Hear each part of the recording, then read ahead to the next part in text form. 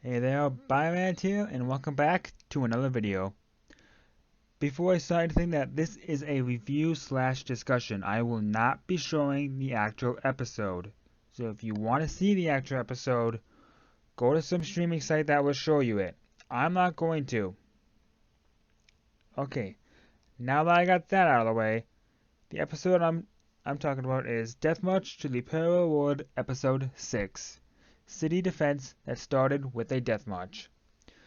Now I'm kind of tempted to just put like the first half of that title in, like say next week's is called Camping Lessons that started with a death march. If you're okay with me just leaving that started with a death march out, let me know because I'm gonna put a poll in the upper right hand corner if I remember. Yes, you're okay with me taking it out, or no, you want me to keep it in. Okay, let's continue, and of course, spoiler alert. Now, I really enjoyed this episode, but I felt like it could have been better. And first, I want to talk about the parts that I enjoyed, and that I feel like you guys are going to enjoy a lot. And there was a really good one, and I'll get to that later.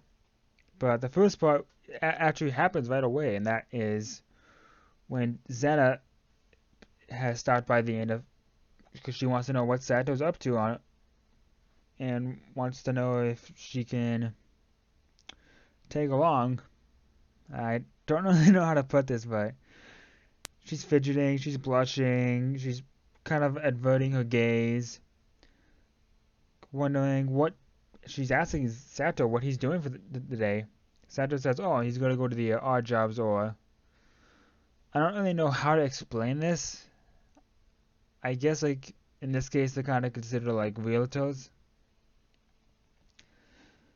because he has to find housing, so he doesn't have to really live at the inn forever because he can't have Lisa, Tama, and Poochie living in the stables forever. Which reminds me, apparently Tama doesn't not mean silver. It means I think soul. I'm not positive because Gin actually means silver. So that's my mistake. So I'm just gonna go off with my original assumption that it's based off of the city in Japan called Tamashi. Like maybe I don't know. Maybe we'll get lucky and the author will post it on Twitter saying, "Oh, this is how I came up with it." But well, no, maybe they already have. Thanks, because I don't know the gender. Uh, okay, I'm getting off topic. Let's get back on topic. Uh, so they're going off to some housing. Like they can't find one, so it's oh well, not a big deal. Not really important in the episode. But the odd jobs girl basically says, "Oh, there's a flea market with a play. You should go down there." Sato's like, "That's a good idea," but she says to Zena, "And the play is a perfect place for a date." Zena kind of blushes and looks down. Sato's thinking about something else, and he looks at Zena, and he's like, "Is something wrong?" Oh, the clueless look on that idiot. Like, granted, we know, like, from watching it from a third-person perspective that Zena likes Sato, but how we would react if we were in his shoes, I don't really know. Cause I don't know how to put this, but sometimes people can actually be oblivious, and yet when it's not happening to them, they'll focus. It's kind of a weird thing. I know it happens to me a lot, but that's besides the point.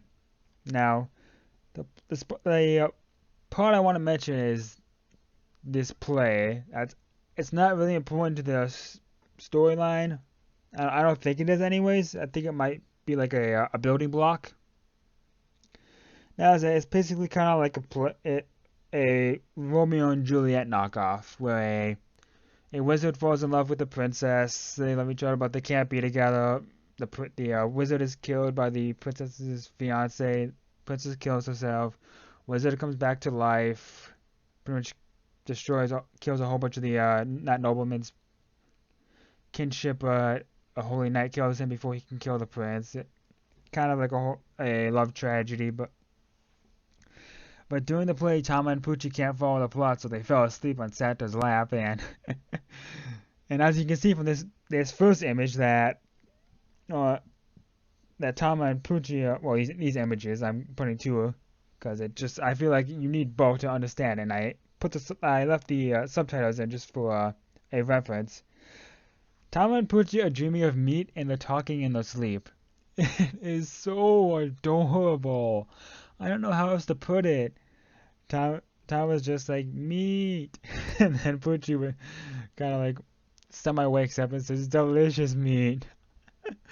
Or you just cannot hate these characters. Like I don't know how to put this.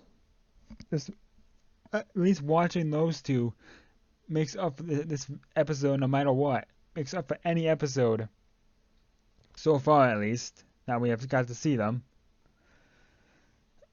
Just I can't put this into words. They're just so adorable, and I can't find any reason to hate them.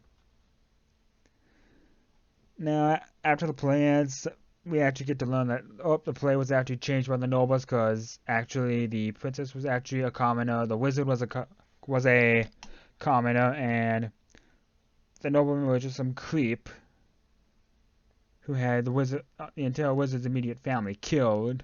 Well, no, I think they said extended. And then they had the wizard. Of course, the wizard still died. The princess, quote unquote, probably still killed herself. And the wizard actually still came back to life and actually did kill the nobleman. There was no holy night. So I guess this is kind of a building block to where Santos might go up against the nobility in some way. I don't know. I feel like we get to see this because Arcia and Xena kind of have like a little feud over what love is, and I feel like Xena is actually a noble, and she's in the military, so she could do 5 years of service, and not have to be worried about getting into an arranged marriage.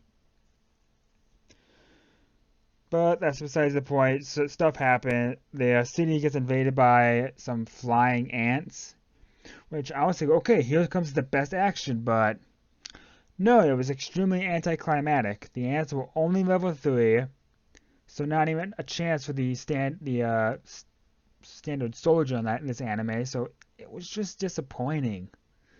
Granted, we got to see Sato do some cool stuff, and as well as Tama and Pucci actually defended in. And after the whole incident, they have a meal.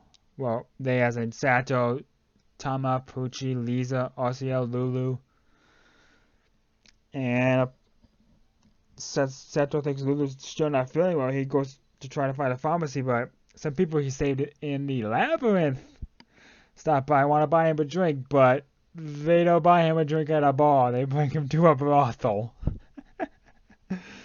Now, I won't explain what a brothel is, just in case I have some like little kids watching this, but don't worry about it. It's a place for grown-ups.